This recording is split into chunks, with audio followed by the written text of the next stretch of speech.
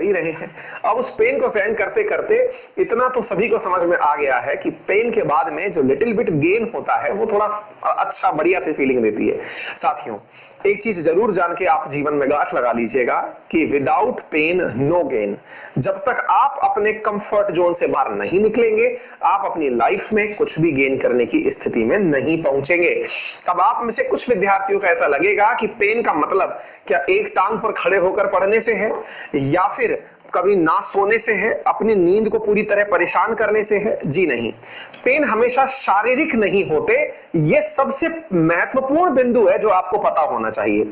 हम में से अधिकांश लोग समझते हैं कि सर ने कहा है कि नो पेन नो गेन। इसका मतलब है कि चलिए शरीर को कष्ट देते हैं, हम जो है रात भर सोएंगे नहीं, आंखों को जलन मचने देंगे, हम लोग जो है वो मतलब बैठेंगे ही नहीं या फिर लेटेंगे ही नहीं। ये तमाम प्रकार की चीजें।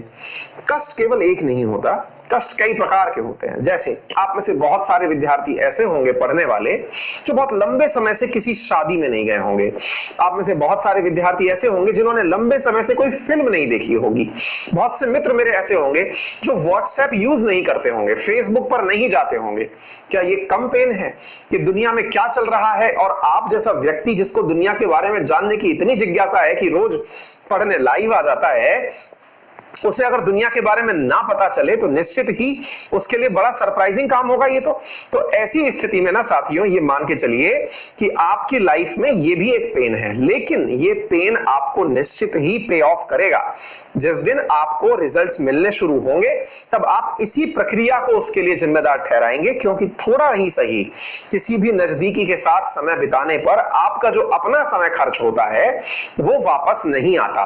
और पढ़ाई के समय पर आपका एक सूत्री कार्यक्रम पढ़ना ही है तो अन्य कार्यों को प्राथमिकता ना दें। विद्यार्थियों के जीवन में सबसे बड़ा संकट है पढ़ते समय किसी अन्य कार्य को प्राथमिकता दे देना। तो पढ़ते तो हैं लेकिन उसे सेकेंडरी कार्य समझ के कि जब कुछ नहीं है तो चलो पढ़ लेते हैं, जब कुछ है तो चलिए वो कर लेते हैं। किसी दोस्त ने कहा कि हमारे साथ मार्केट चल चलो, तो बोले चलते हैं, पढ़ाई ही तो है बाद में कर लेंगे, जब आएंगे तब कर लेंगे। जी नहीं, विद्यार्थी जीवन में आपके पास एक ही काम है जो प्राइमरी है, जिसका नाम है पढ़ाई।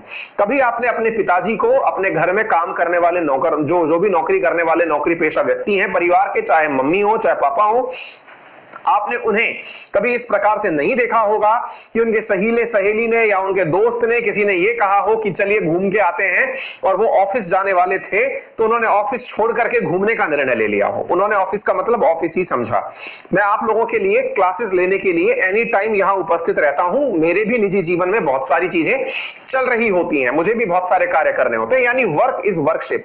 विद्यार्थी को भी यही मानना चाहिए कि उसका वर्क पढ़ाई है और उस पढ़ाई के सामने उसे किसी और चीज को प्राथमिकता नहीं देनी है। बाकी मर्जी आपकी है, मैसेज आपके हैं। ठीक है, चलिए शुरू